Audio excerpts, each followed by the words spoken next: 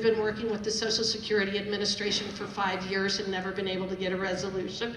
I'm not going to take credit for this. I'm going to give credit where credit's due, and that is I have the very, very best staff in all of Washington, D.C., because they are so dedicated to Wyoming. They are so dedicated to Wyoming.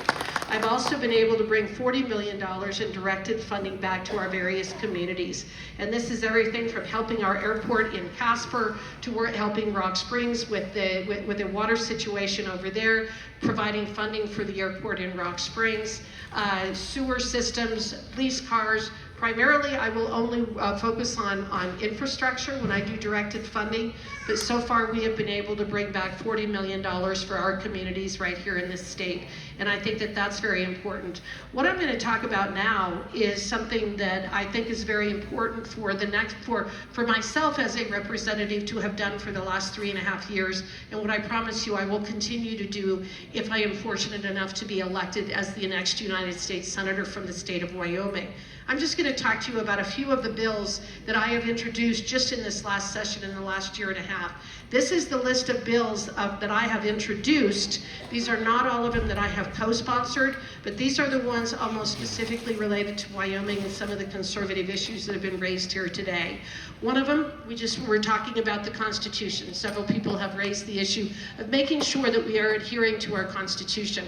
I'm a constitutional attorney. I fought for the constitutional rights for my clients for 34 years in private practice. But one of the things that I've seen is that the federal government doesn't always honor that Constitution, or especially honor the Bill of Rights. So I've introduced 2 bills related to the First Amendment specifically. One is the First Amendment Accountability Act. And what this does is it allows anybody who's had the federal government violate one of your First Amendment rights, freedom of speech, freedom of religion, freedom of the press, to peaceably assemble or to petition your government for redress. Any federal employee who violates one of those rights, you can sue them for damages, for injunctive relief, and for attorney's fees. Where is this important? What happened during COVID when they shut down our churches? Every time they did that, they were violating our First Amendment right. They were violating our First Amendment right to peaceably assemble. They were violating our freedom of speech, and yet there is no redress. When we know about the hurricanes that happened a couple of years ago, right before the 2024 election, and FEMA said that they were not going to houses that had Trump signs in front. That's called viewpoint discrimination. It violates the First Amendment. Every one of those homeowners should have been able to sue the federal government, but right now they don't have that right.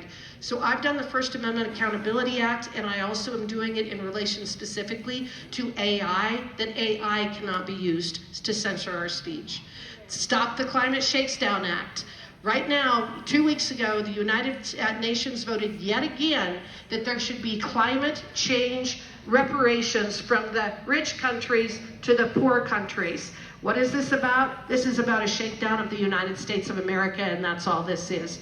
This relates to the same net zero nonsense that's coming out of Europe and that we have been seeing play out across the world, that is impoverishing people every single where that it is implemented.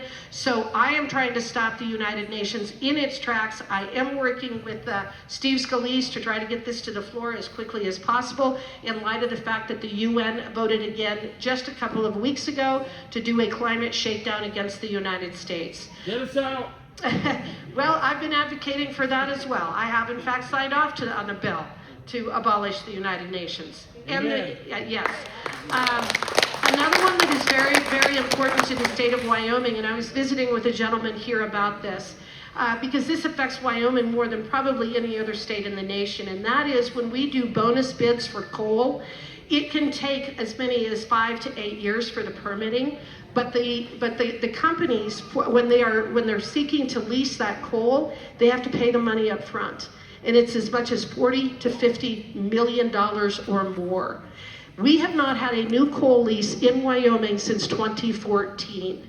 We are running out of leased coal by 2030. If you don't think that that is a national security issue, you are not paying attention to what is going on in this country.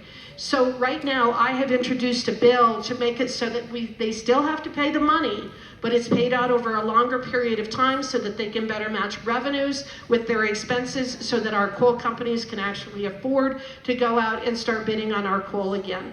I am hoping that I can get this on the NDAA because I do believe that this is a national security issue. I visited with Chairman Westerman yesterday.